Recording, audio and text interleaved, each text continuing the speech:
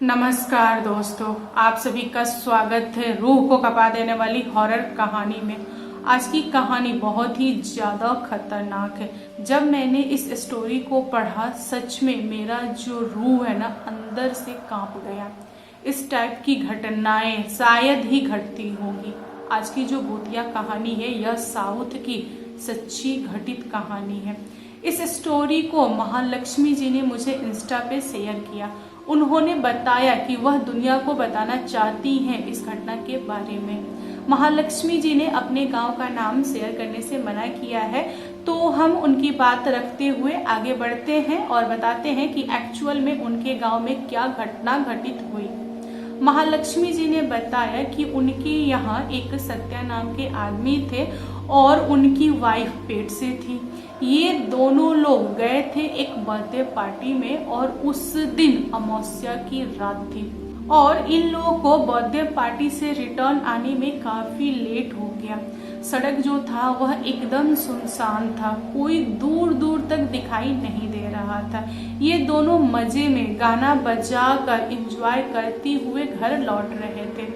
तभी सत्या जी की नज़र सड़क पे पड़ी तो उन्होंने पाया कि किसी का एक्सीडेंट हुआ है सड़क पे और वहां पर दो लोग लेटे हुए हैं, यानी कि गिरे हुए हैं, और एक इंसान हेल्प हेल्प चिल्ला रहा है। सत्या जी ने अपनी वाइफ को बोला कि सुनो, तुम यहीं रुको, मैं जा रहा हूँ, उनको उठा के लाता हूँ, गाड़ी में रखता हूँ और हॉस्पिटल छोड़ता हूँ, फिर हम लोग घर चलेंगे। सत्या जी की वाइफ ने सत्या को मना किया, बोला कि नहीं, आप मत जाइए, हो सकता हो उन लोगों ने कोई प्लानिंग वगैरह किया हो, क्योंकि रात सुनसान है और सुनसान रास्ते में यह चीज हुआ है तो मुझे अच्छा नहीं लग रहा है, मुझे ना अजीब लग रहा है, मुझे ऐसा लग रहा है कि ये लोग लूटने उठने के लिए ऐसा किए हैं। सत्या जी ने अपनी वाइफ की बात नकार दी और उन्होंने बोला कि देखो, ऐसा नहीं है, माना कि तुम्हारे दिमाग में कुछ और चल रहा है, लेकिन सामने देखो एक औरत है, वो पेट से है, उसको कितनी ब्लीडिंग हो रही है। अगर हम लोग उस औरत को हॉस्पिटल टाइम से नहीं पहुंचाएंगे तो शायद उसका बच्चा खराब हो जाए। तुम भी तो माँ बनने वाली हो, थोड़ा तो दया दिखाओ। यह सुनने के बाद से सत्या जी की वाइफ चुप हो गई। फिर सत्या जी ने गाड़ी को साइड में लगाया और मदद के लिए नीचे उतरे। तभी 2-3 लोगों ने मिलकर उनको पकड़ लिया और उनके गर्दन पे चाकू रख दिया और बोला कि तुम्हारे पास जो भी सामान हो दे दो, वरना हम तुम्हें छोड़ेंगे नहीं। तब जाके सत्या जी को महसूस हुआ कि मेरी जो वाइफ है उसने एकदम सही बोला था। यहाँ पर 5 से 6 लोग थे और सत्या जी अकेले थे, फिर भी उन्होंने हार नहीं माना। उन्होंने उनसे लड़ाई की और आखिर में क्या हुआ, वे सारे लोग गुस्सा कर चाकू से इनके ऊपर वार कर दिया। ये बहुत ज्यादा घायल थे। अंदर बीवी डरी बैठी हुई है, चिल्ला रही है कि मेरे पति को छोड़ दीजिए, प्लीज छोड़ दीजिए, भगवान के लिए छोड़ दीजिए, आपको जो लेना हो ले लीजिए, फोन लीजिए, ज्वेलरी लीजिए, गाड़ी लीजिए, सब कुछ लीजिए, लेकिन मेरे पति को छोड़ दीजिए। लेकिन लुटेरों में से किसी ने भी सत्या की वाइफ की बात नहीं सुनी। सारे लोग सारा का सारा सामान लूट लिए। उन लुटेरों में से एक की नजर पड़ गई सत्या की वाइफ के गले पे। सत्या की वाइफ ने डायमंड का मंगलसूत्र पहना हुआ था। फिर होना क्या था, वह इंसान लगा छीनने और यह मना करने लगी, बोली कि सब ले जाओ लेकिन मंगलसूत्र तो छोड़ दो। लेकिन उस इंसान ने माना नहीं, वह बोला कि नहीं दो, वरना मैं काट के ले लूंगा। वह बोली कि नहीं दूंगी, यह मेरे पति की निशानी है, मेरे पति ने पहनाया है, मैं नहीं दूंगी।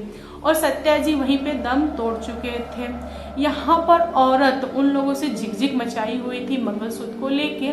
फिर हुआ क्या, उस इंसान ने चाकू से सत्या की वाइफ का गला रेत दिया। पूरा ब्लड गिर रहा है लेकिन कोई उनकी मदद नहीं कर रहा है।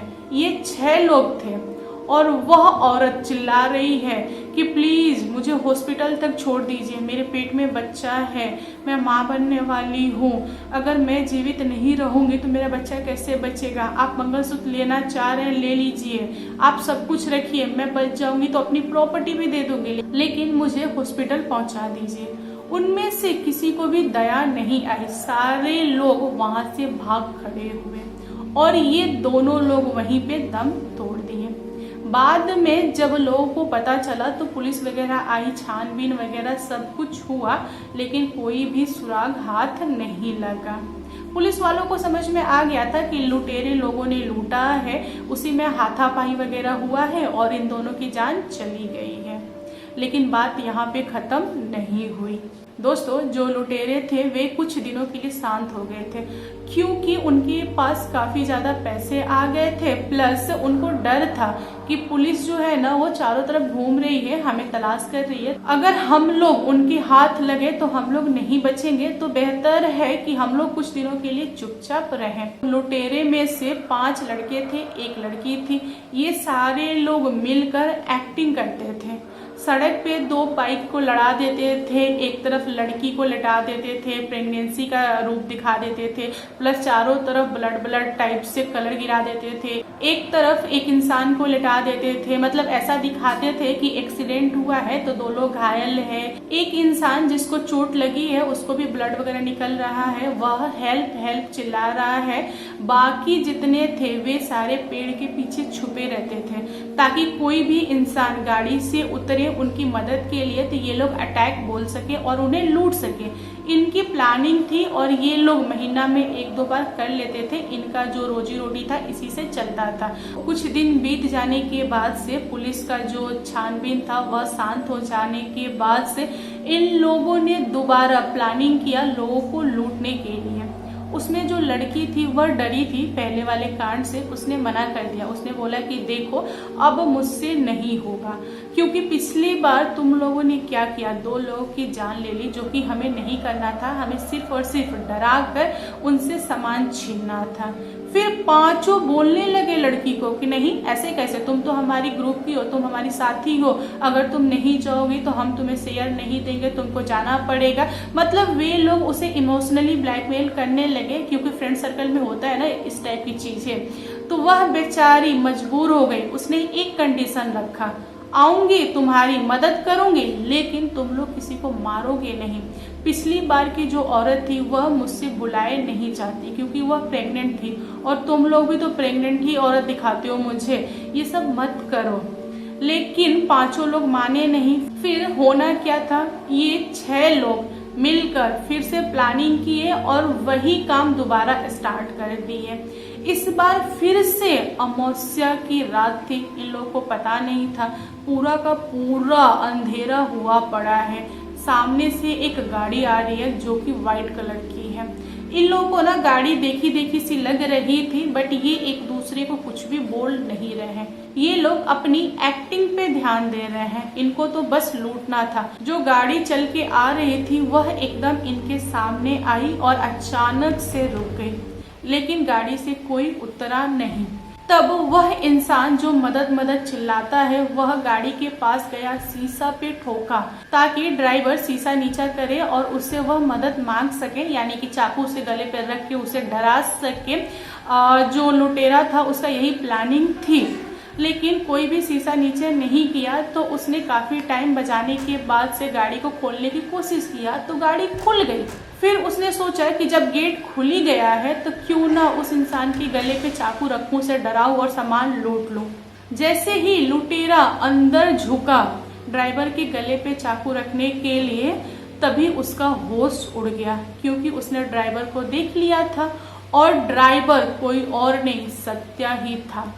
अब इसकी हालत खराब। यह देखने के बाद से लुटेरा कुछ बोल नहीं पा रहा है, बस उसकी सांसें ऊपर नीचे हो रही है। वह इशारा कर रहा है कि भागो भागो, लेकिन इसके ग्रुप में कोई भी कुछ भी नहीं समझा। सारे लोगों को लगा कि अब टाइम है अटैक बोलने के लिए। वे अटैक बोल दिए। जैसे जैसे सारे लुटेरे इकट्ठा हुए, उन लोगों ने सत्या और सत्या की वाइफ को देखा तो उनके भी होश उड़ गए।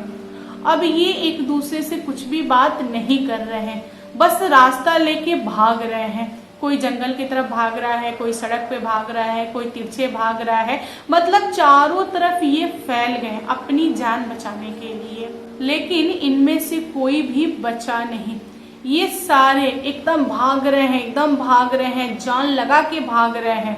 लेकिन जो आत्माएं थी उन्होंने पीछा नहीं छोड़ा। ये 2 आत्माएं जो सत्या और उसकी वाइफ उन 6 लोगों पर भारी पड़ी। इन लोगों को दौड़ा दौड़ा के मारी। ये लोग जितने दूर तक भागे उतने दूर तक उन लोगों ने पीछा किया और उसी तरह हमारा जिस तरह से वे दुनिया छोड़े थे। इन दोनों आत्माओं के अंदर बहुत ज्यादा गुस्सा भरा था क्योंकि उनको तड़प था। वे मदद चिल्ला रहे थे लेकिन इन 6 लुटेरों ने उनकी मदद नहीं की। सामान लेना तक तो ठीक था लेकिन किसी को मारना यह ठीक नहीं होता है। लेकिन इन लोगों ने क्या किया, उन दोनों को मार दिया था। चलो सत्या को मारा यहाँ तक तो थोड़ा मोड़ा समझ में आता है, लेकिन औरत पर भी दया नहीं दिखाई। औरत तो प्रेग्नेंट थी ना, उसको तो एटलीस्ट छोड़ देते थे। लेकिन इन लोगों ने क्या किया, उसे नहीं छोड़ा। वह औरत एक टकी देखती रही इन 6 को सामान लेके जाते हुए, लेकिन इन लोगों ने पलटकर उस औरत को नहीं देखा। इसीलिए आत्मा जो थी औरत की वह बहुत ज्यादा गुस्से में थी। उसने एक एक करके सबको बहुत भयानक मौत दी। तब जाकर वह थोड़ी शांत हुई। उसने अपना बदला ले लिया। अगले दिन जब गांव वालों को पता चला कि 6 लोग अजीब तरह से दुनिया छोड़े हैं, कुछ लोग की बॉडी जंगल में है, कुछ लोग की सड़क पे है, कुछ लोग की कहीं है, कुछ लोग की कहीं है, तब लोगों ने अंदाजा लगाया कि किसी ने बदला लिया है, क्योंकि इस टाइप से कोई नॉर्मल इंसान किसी को नहीं मारता है। यह बदला की भावना में मारा गया है। दोस्तों, लुटेरे के ग्रुप में जो 5 आदमी थे उनके घर वालों ने उनकी अंतिम संस्कार वगैरह कर दिया। उस पर कोई सवाल जवाब उन लोगों ने नहीं किया, ना ही किसी को दिखाया। उन लोगों ने संतोष कर लिया। लेकिन जो लड़की थी उसकी माँ को यह गले से नहीं उतर रहा था कि मेरी बेटी को इस तरह से किसी ने मारा है। उनको ना अंदर अंदर शंका हो रहा था, उनको ऐसा डाउट हो रहा था कि किसी आत्मा ने ही मारा है, क्योंकि बेटी अजीब तरह से दुनिया छोड़ी थी। उनको ना ऐसे शांति नहीं मिल रहा था। फिर उन्होंने एक तांत्रिक को बुलाया और अपनी बेटी का कपड़ा दिया और पूछा कि बताइए क्या हुआ था मेरी बेटी के साथ। तांत्रिक ने जैसे ही कपड़ा लिया वह समझ गया कि हाँ, आत्मा ने ही मारा है, और उसने इस बात को उस लुटेरी लड़की की माँ को बताया। यहाँ पर उस लुटेरी की माँ क्या कर सकती थी, बेटी तो थी नहीं पास में, उनको संतोष करना पड़ा। तो दोस्तों, आज की कहानी कैसी लगी कमेंट करके बताइएगा। कहानी पसंद आए तो प्लीज लाइक एंड शेयर कीजिएगा, और मेरे चैनल पर न्यू आए हो तो चैनल को सब्सक्राइब करना। Thank you, bye bye.